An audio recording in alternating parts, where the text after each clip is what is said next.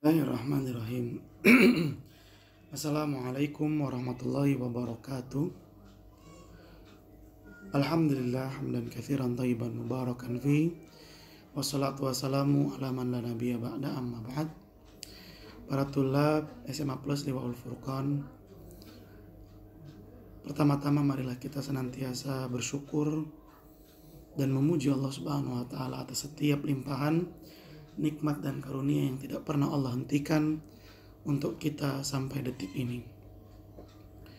Dan mensyukuri nikmat Allah adalah salah satu sebab yang dengannya seseorang akan terjaga dari hukuman Allah Subhanahu wa taala. Allah Subhanahu wa taala berfirman, "Ma yaf'alullah bi'adzabikum in syakartum wa amantum." Allah tidak akan menghukum hambanya yang telah beriman dan bersyukur atas nikmat yang Allah berikan. Mudah-mudahan dengan bersyukurnya kita kepada Allah atas setiap nikmat yang Allah berikan, terutama nikmat kesempatan untuk menuntut ilmu, Allah terus memberikan kepada kita tambahan ilmu yang bermanfaat, ilmu yang barokah, menjadikan kita selalu senang dalam menuntut ilmu, dan semoga Allah memudahkan kita untuk memahami ilmu yang kita pelajari, serta memudahkan kita untuk mengamalkannya. Salawat dan salam semoga senantiasa tercurahkan kepada junjungan kita, suri tauladan kita Nabi yang mulia Nabi Muhammad Sallallahu Alaihi Wasallam, juga kepada keluarganya, kepada para sahabatnya, dan kepada orang-orang yang senantiasa mengikuti jejak sunnah beliau hingga hari kiamat. Allahumma la sahla illa ma ja'altahu sahla wa anta taj'alul hazana idza syi'ta sahla. Rabbi shrah li sadri wa yassir li amri wahlul 'uqdatam min lisani yafqahu qawli. Rabbana zidna ilman warzuqna fahman.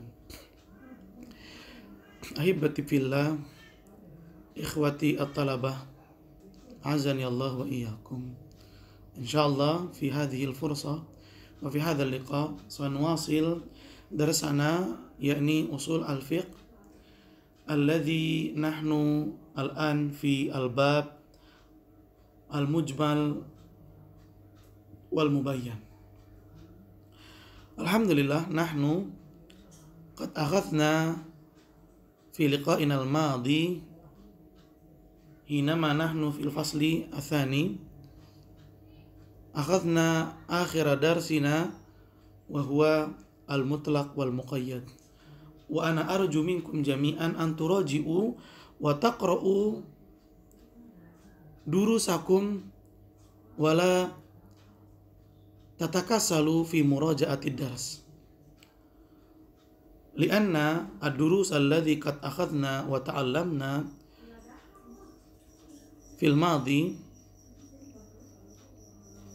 sayazul wa yadhhab idza tarakna muraja'atuha. Walidzalika yalzam wa yajibu alaina an naqra wa da'iman nuraji durusana fi liqa'il madi hatta yuyassir lana dzalika yuyassir lana bihi hatta yatayassar lana bihi fi fahmi daras al-ati. Taib, ikhwati at-talabah, sebelum kita mulai, alhamdulillah kita telah sampai pada bab mujmal dan mubayyan. Karena pelajaran terakhir yang kita pelajari di pertemuan lalu ketika kita di kelas 2 itu adalah pelajaran tentang mutlak muqayyad, dan Ustadz berharap kepada kalian semua untuk terus membaca kembali dan memurajaah lagi setiap pelajaran yang telah dipelajari di waktu-waktu yang telah lalu. Terus dipelajari, diulang-ulang, dibaca lagi. Karena dengan begitu akan memudahkan kita untuk memahami pelajaran yang berikutnya. Dan sangat disayangkan kalau kita tidak membacanya lagi, tidak memurajaah lagi, maka ilmu-ilmu yang pernah kita pelajari akan hilang begitu saja. Wa hadhihi khasaratun jiddan. Dan ini adalah kerugian yang sangat-sangat khatir lana, berbahaya bagi kita. Taib, kita akan mulai pembelajaran kita, dan tafadhalu antum an taftahu kutubakum. Taib, naqra al-kitab al-mujmal wal mubayyanu. Mujmal dan mubayyan. Ta'riful mujmali, pengertian istilah mujmal. Al-mujmalu lughatan, mujmal secara bahasa, al-mubhamu wal majmu'u, yaitu mubham yang tidak diketahui dan majmu yang terkumpul. Maksudnya mubham tidak diketahui, ya kita tidak tahu kata ini maksud dan artinya apa. Majmu itu apa maksudnya? Kata ini mencakup banyak arti dan tidak diketahui mana yang dimaksud, itu adalah mujmal. Wastilahan, sedangkan secara istilah, ma yatawaqqafu fahmul muradu minhu ala ghairihi.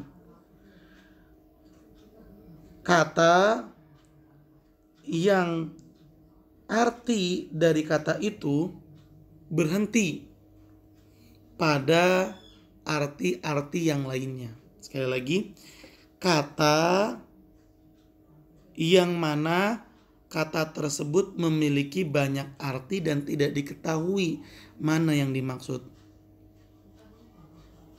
Imma fita'inihi, baik dalam penentuannya, au bayani sifati, penentuan tuh yang mananya, yang A, yang B, yang C, yang D, yang mana yang dimaksud.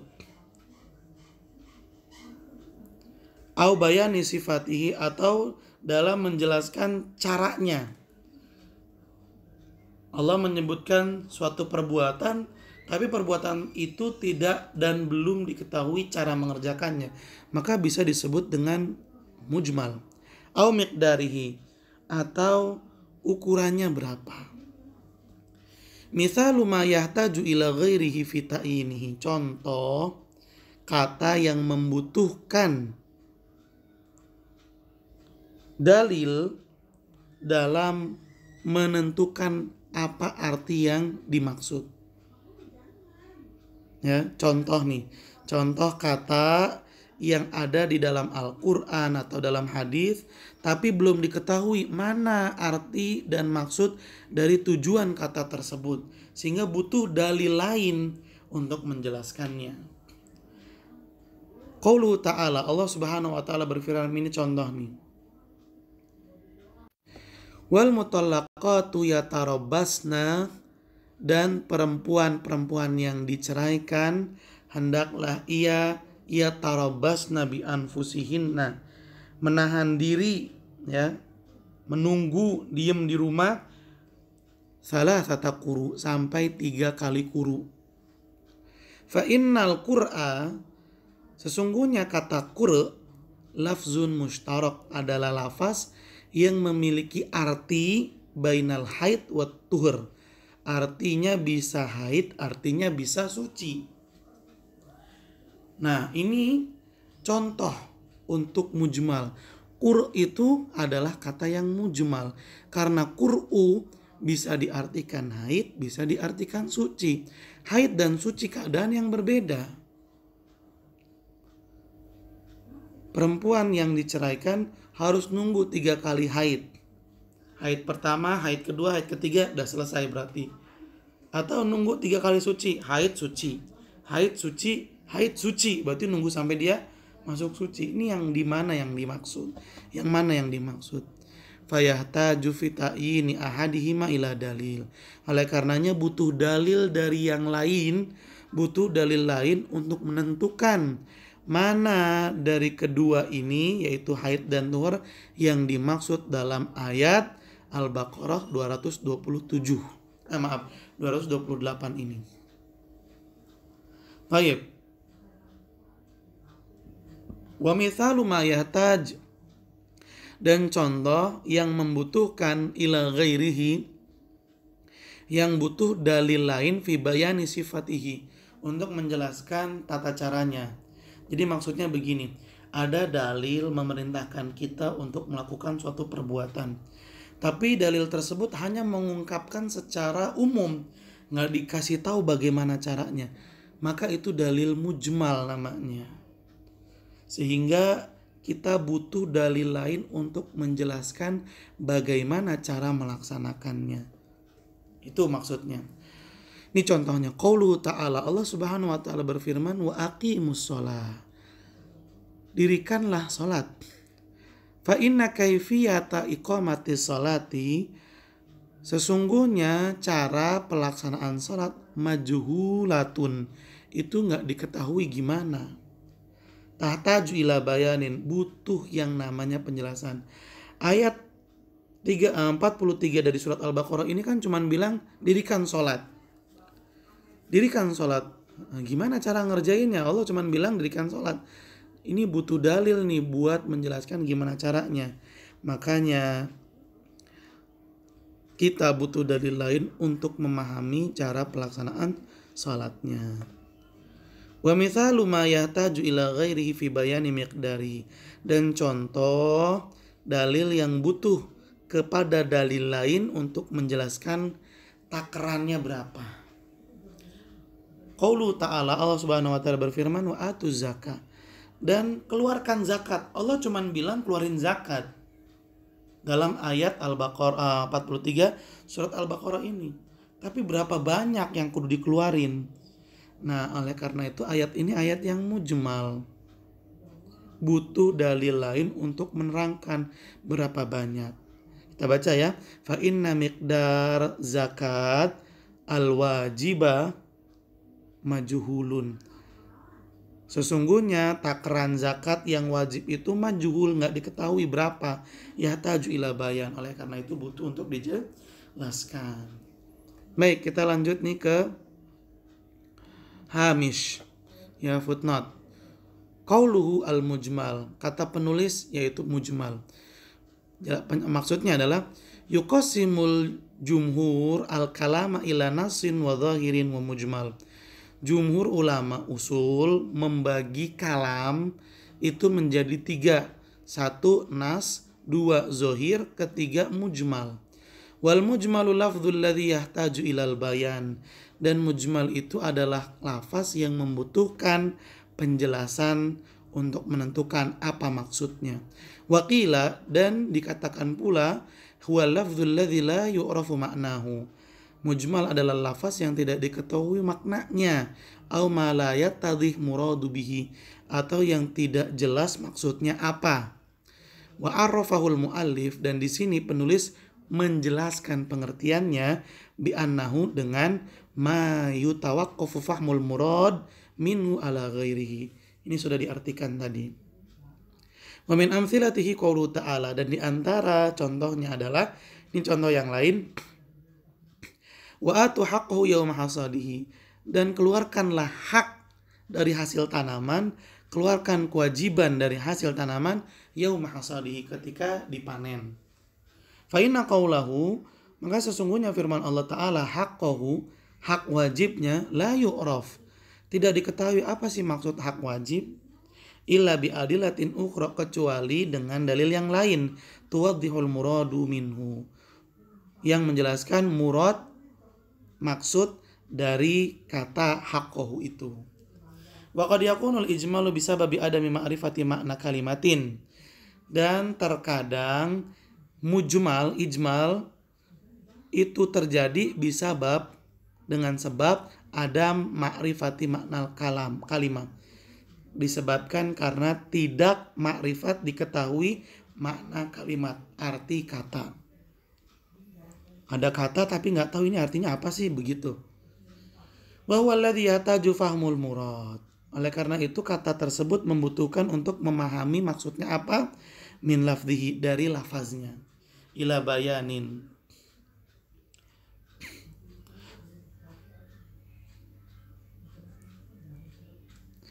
Wa huwa alladzi yahtaju fahmal muradi min lafzihi ila bayan. Maka kata ini adalah kata yang membutuhkan penjelasan untuk menerangkan apa sih maksud dari lafaz ini, dari kata ini. Kana ma'nahu la ya'riful mukallaf, di mana sebelumnya arti dari lafaz tersebut sebelumnya tidak diketahui oleh seorang mukallaf. Ka'adami fahmi ba'dihim, sebagaimana sebagian dari mukallaf tidak tahu, tidak paham liqauli ta'ala, arti dari firman Allah Subhanahu wa taala, wa min syarrin naffatsati fil uqad. Aw litaraddudihi baina ma'nayaini kama mathalal muallif, atau karena ada dua makna tapi tidak diketahui mana yang dimaksud. Jadi begini ya ikhwan. Mujmal itu terjadi dalam sebuah lafaz pada dalil karena dua hal. Satu, karena tidak tahu arti dari lafaz tersebut. Nggak tahu ini artinya apa. Nah, ini artinya apa. Sehingga butuh dalil lain untuk menjelaskannya. Ya, seperti misalnya ungkapan sholat. Di awal-awal sholat itu belum diketahui. Adalah istilah yang baru. Para mukallaf, sebagian mereka nggak tahu apa sih artinya sholat. Atau misalnya ya ada orang mu'alaf yang masuk Islam dan dia datang dari pelosok, belum kenal Islam, lalu disuruh sholat. Dia nggak tahu apa itu sholat karena sholat baginya istilah baru. Nah, ini salah satu sebab yang menjadikan sebuah istilah, sebuah lafaz, sebuah ungkapan menjadi mujmal. Atau sebab kedua yaitu karena sebuah lafaz memiliki beberapa makna. Makna A, makna B, makna C, makna D, dan tidak diketahui lafaz ini ditujukan untuk makna yang mana. Ya, sehingga terjadilah taradud. Taradud itu kebingungan mana yang mau dipilih. Nah, ini adalah sebab yang kedua terjadinya al-mujmal. Baik, kita lanjutkan. Mal hukmu fil mujmal. Apa hukum yang terdapat dalam mujmal?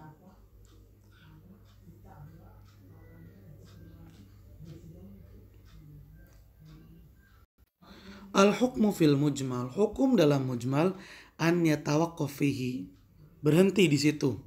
Ya, tidak diamalkan, tidak dilaksanakan hatta yatabayyan wa yattadih al-hal, sampai jelas maksudnya dan artinya yang mana.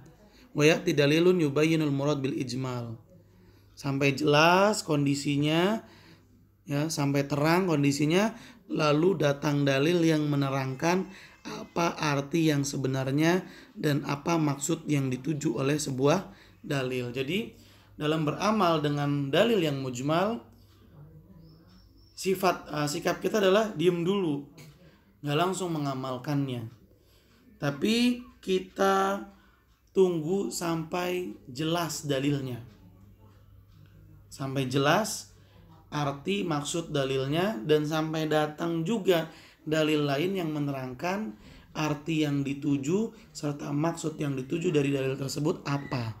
Kalau sudah jelas, baru amalkan yang jelas tersebut. Seperti itu. Baik. Selanjutnya ta'riful mubayyan. Pengertian mubayyan. Tadi kan mujmal, sekarang mubayyan. Al-mubayyanu lughatan al-mudhahhar wal muwaddah. Artinya adalah mudhahhar yang ditampakkan, yang kelihatan, wal muwaddah dan yang dijelaskan, yang diterangkan.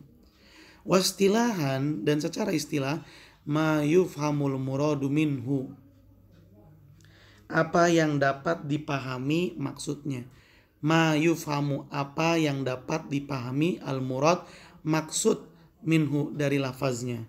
Imma bi aslil wad'i, baik dengan asal peletakan katanya, ya, peletakan asal kata ini untuk ini, kata itu untuk itu, kata ini diucapkan untuk benda ini. Jadi asal peletakan kata itu.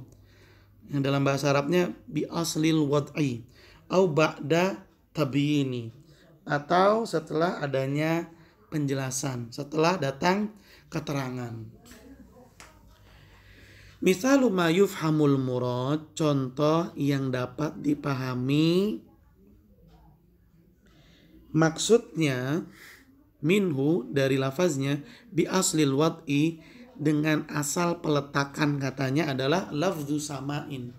Lafaz sama. Sama itu apa? Langit. Kalau disebutkan langit, ya udah nggak ada yang bingung, pasti jelas langit itu yang ada di atas, langit. Kemudian lafaz ardun, tanah, bumi. Bumi itu adalah lafaz untuk apa? Untuk mengungkapkan tempat tinggal saat kita ini yang bentuknya bundar. Lafaz jabal, gunung, lafaz adil, lafaz zolim, lafaz sidqun, jujur. Ini adalah lafaz-lafaz yang sudah dipahami maksudnya apa, karena peletakannya jelas. Gak ada orang yang memahami jujur itu maksudnya adalah sungguh-sungguh, gak ada. Atau memahami jujur itu artinya tidur. Jujur itu artinya gak ada. Jujur itu adalah kata yang dibuat untuk mengungkapkan agar apa yang diucapkan oleh seseorang sesuai dengan fakta. Itu dia. Ini namanya lafaz mubayyan, lafaz yang udah jelas maksudnya karena dasar peletakan kata tersebut. Kata tersebut diletakkan untuk hal ini. Begitu maksudnya. Fahadhil kalimatu wa nahwuha, kata-kata ini dan yang semisal dengannya mafhumatun, adalah kata yang jelas artinya bi aslil wad'i, sesuai dengan peletakannya. Wala tahtaju ila ghairiha, dan enggak butuh dalil yang lain fi bayani maknaha, untuk menjelaskan artinya. Wa mithalu ma yufhamul muradu minhu ba'da tabyin, dan contoh apa yang dapat dipahami maksudnya dari lafaz itu setelah datangnya penjelasan. Ini contoh kata yang baru bisa dipahami setelah datangnya penjelasan. Jadi bukan dengan dasar peletakannya, bukan, tapi setelah datang penjelasan yang menerangkan apa maksudnya. Qaulu ta'ala, firman Allah Subhanahu wa taala, wa aqimus shalah, dan dirikanlah salat, wa atuz zakah, dan keluarkanlah zakat. Fa innal iqamah, sesungguhnya mendirikan salat, wal ita, dan mengeluarkan zakat, kullun minhuma mujmal, keduanya adalah lafaz yang tidak diketahui caranya gimana, artinya apa, maksudnya bagaimana. Walakin nasyari, akan tetapi pembuat syariat yaitu Allah, bayyanahuma, telah menjelaskan arti, maksud dan cara keduanya. Fasara lafdhuhuma bayinan, maka setelah Allah jelaskan, jadilah lafaz iqamah dan ita sebagai lafaz yang mubayyan. Kapan berubah menjadi mubayyan? Ba'da tabyin, setelah datangnya penjelasan. Nah, jadi mubayyan itu adalah lafaz yang udah diketahui artinya, udah dipahami maksudnya, ya, nggak buat bingung orang maksudnya apa, artinya apa, enggak. Dan lafaz menjadi mubayyan itu karena dua hal. Satu, karena memang peletakan kata tersebut untuk apa. Contoh misalnya kulkas, ya orang paham kulkas itu adalah lemari es. Gak mungkin kulkas itu adalah lemari buku misalnya. Udah jelas peletakannya dari awal. Misalnya mobil. Gak mungkin orang memahami bahwa mobil itu adalah tempat buat masak. Nah, gak mungkin. Karena mobil adalah kendaraan yang beroda 4. Udah jelas dari dasar peletakannya. Ini yang pertama, sebab yang menjadikan lafaz itu mubayyan. Yang kedua, lafaz menjadi mubayyan setelah datang penjelasan untuknya. Contoh, misalnya tentang mendirikan sholat, membayar zakat. Awalnya nggak jelas maksudnya apa, sehingga lafaz ini pada awalnya disebut mujmal. Tapi Allah Subhanahu wa taala menerangkannya setelah itu, sehingga dua lafaz, yaitu mendirikan sholat dan mengeluarkan zakat, yang awalnya mujmal, setelah Allah jelaskan berubah menjadi mubayyan. Seperti itu ya ikhwan. Wa amal mubayyan fahuwa ala nau'aini. Ini lebih dijelaskan lagi nih di hamish, di footnote, catatan kaki. Adapun mubayyan maka terbagi menjadi dua jenis. Al awal ma fihi bayanu ibtidai, adalah bayan yang dari awal udah jelas, bayan ibtidai, jelas dari awal. Laisa bayan al mujmal sabik, bukanlah sesuatu yang jelas setelah dijelaskan di mana sebelumnya masih jadi mujmal. Laisa bayanan, bukanlah sesuatu yang udah jelas setelah datang penjelasannya, limujmalin sabik, di mana sebelumnya masih mujmal. Mithlul ahkam al mubtadi'ati, seperti hukum-hukum yang hukum-hukum awal. Kama fi al-kami al-akikah, seperti pada hukum akikah. Masalah contohnya, kalau sallallahu alaihi wasallam, Nabi sallallahu alaihi wasallam bersabda, anil gulami syatani, anak atau bayi laki-laki yang lahir itu akikahnya dengan menyembelih 2 ekor kambing. Wa anil jariyah, sedangkan bayi perempuan akikahnya menyembelih 1 kambing. Ini kan jelas ya. Dalil ini jelas sudah dari awal. Nabi memberikan hukum tentang akikah, di mana sebelumnya belum ada hukum akikah, berarti ini hukum baru. Dan hukum akikahnya udah langsung dijelaskan oleh Nabi secara detail. Nabi nggak bilang kalau ada bayi lahir akikahkan. Nah ini mujmal. Tapi Nabi langsung menjelaskannya. Bayi kalau lahir laki-laki sembelih 2 kambing. Bayi kalau lahir perempuan maka berkurbanlah dengan 1 kambing. Nah ini adalah mubayan jenis pertama. Namanya bayan ibtidai. Hadza hukmun mubayyanun wadihun. Hukum ini jelas dan terang. Bayanan ibtidaiyan, di mana jelasnya itu udah dari awal. Lam yakun qablahu mujmal, di mana sebelumnya itu tidak ada hukum yang mujmal, nggak ada. Dalil yang Nabi sebutkan ini adalah dalil yang pertama dan udah jelas. Bukan dalil kedua yang menjelaskan dalil sebelumnya, bukan. Jadi dalil ini adalah dalil yang memang sudah datang di awal. Makanya disebut ibtida, permulaan. Bukan dalil yang menjelaskan sebelumnya. Wa nau'u tsani, dan jenis yang kedua dari mubayyan, an yakuna hunaka lafdzun mujmalun fi syariah. Yaitu ada lafaz yang mujmal dalam syariat, tsumma ba'da dzalika, lalu setelah itu yaridu bayan lahu, datang penjelasan untuknya. Wa min amthilatihi qauluhu subhana, dan di antara contohnya adalah firman Allah, wa aqimus shalah, dirikanlah salat. Ini adalah dalil yang mujmal. Ma hiya kaifiyatus shalah, bagaimana cara pelaksanaan salat, tahtaju ila bayanin wa tawdihin, sehingga membutuhkan yang namanya penjelasan dan penerangan. Fabayanahan nabiyyu bi fi'lihi, lalu Nabi sallallahu alaihi wasallam menjelaskan bagaimana cara melaksanakan salat dengan perbuatannya. Wa hadza bayan li mujmalin sabiq, dan inilah penjelasan untuk dalil yang mujmal sebelumnya. Baik. Jadi bayan itu ya, lafaz menjadi mubayyan karena 2 sebab tadi sudah disebutkan, yaitu asal peletakan dan adanya dalil yang lain menjelaskan maksudnya. Kemudian mubayyan itu ada 2 macamnya, Satu, bayan ibtidai, dalil yang udah jelas dari awalnya. Jadi dalil ini disebutkan dan jelas dari awal, bukan dalil yang menerangkan untuk dalil sebelumnya, bukan. Tapi dalil itu datang dari awal, dia datang dan sudah jelas juga dari awal. Contohnya akikah. Sebelum-sebelumnya Nabi nggak menyebutkan dalil akikah, tidak. Tapi ketika Nabi menyebutkan dalil akikah langsung jelas. Ini namanya bayanun ibtidai. Yang kedua adalah bayan, ya, dalil yang menjelaskan untuk mujmal sebelumnya. Jadi bayan li mujmalin sabik, itu mubayyan jenis yang kedua, disebut dengan bayan li mujmalin sabik. Jadi datang dalil, tapi dalil ini datangnya bukan di awal-awal, dia datang kedua kalinya.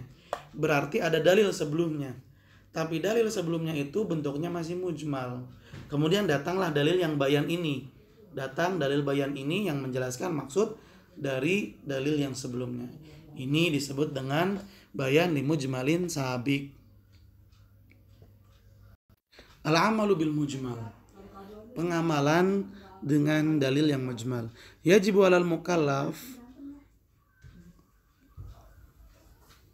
Yajibu alal mukallafi aqdul azmi. Wajib bagi seorang mu'allaf untuk bertekad kuat. Bertekad kuat untuk apa? Alal amali bil mujmal, beramal dengan dalil yang mujmal, mata hasala bayanuhu, ketika dalil yang mujmal itu sudah jelas maksud dan artinya. Wa Nabi sallallahu alaihi wasallam, dan Nabi sallallahu alaihi wasallam qad bayyana li ummatihi, telah menjelaskan untuk umatnya jami'a syariatihi, semua syariatnya, usuliha wa furu'iha, baik yang usul atau yang cabang. Hatta tarokal ummah, sampai-sampai Nabi itu meninggalkan umatnya ala syariatin baiddo, di atas syariat yang udah jelas, naqiyah, terang, lailuha kana hariha, sampai-sampai malamnya aja kayak siang. Saking jelasnya semua aturan yang ada di dalam Islam telah diterangkan semuanya oleh Nabi SAW. Walam yatruk bayan, dan Nabi nggak pernah meninggalkan penjelasan indal haja ilaihi, ketika dibutuhkan, abadan, sama sekali nggak pernah. Wa bayanu sallallahu alaihi wasallam, dan Nabi menjelaskannya imma bil qaul, baik dengan perkataan, awil bil fi'li, atau dengan perkataan, awil bil qauli, atau dengan qaul wal fi'il jami'an, atau dengan perkataan sekaligus dengan perbuatannya juga. Misal bayan bi qaul, contoh Nabi menjelaskan dengan perkataannya, ikhbaruhu an ansibatiz zakah, Nabi menjelaskan tentang nisab zakat, wa maqadir riha, dan takaran zakat. Kama fi qaulihi sallallahu alaihi wasallam, sebagaimana Nabi bersabda, fi ma saqatis sama al-ushru, tanaman yang diairi oleh hujan maka besar zakatnya adalah 1/10. Bayan limujmal qauluhu ta'ala, di mana hadis Nabi itu adalah hadis yang menjelaskan untuk dalil yang masih mujmal yang terdapat dalam firman Allah Subhanahu wa taala, wa atu zakat, dan keluarkanlah zakat. Wa misal bayanuhu bil fi'l, dan contoh Nabi menjelaskan dalil yang mujmal dengan perbuatannya. Qiyamuhu bi af'alil manasik, Nabi melaksanakan dengan perbuatannya manasik haji amamal ummah, di hadapan umatnya. Bayanan limujmali qaulihi ta'ala, untuk menjelaskan firman Allah yang masih mujmal, yaitu walillahi 'alan nasi hijjul bait, bagi Allah ada kewajiban yang harus dilaksanakan oleh umat manusia, yaitu naik haji. Baik, kita lanjut ke hamish atau catatan kaki.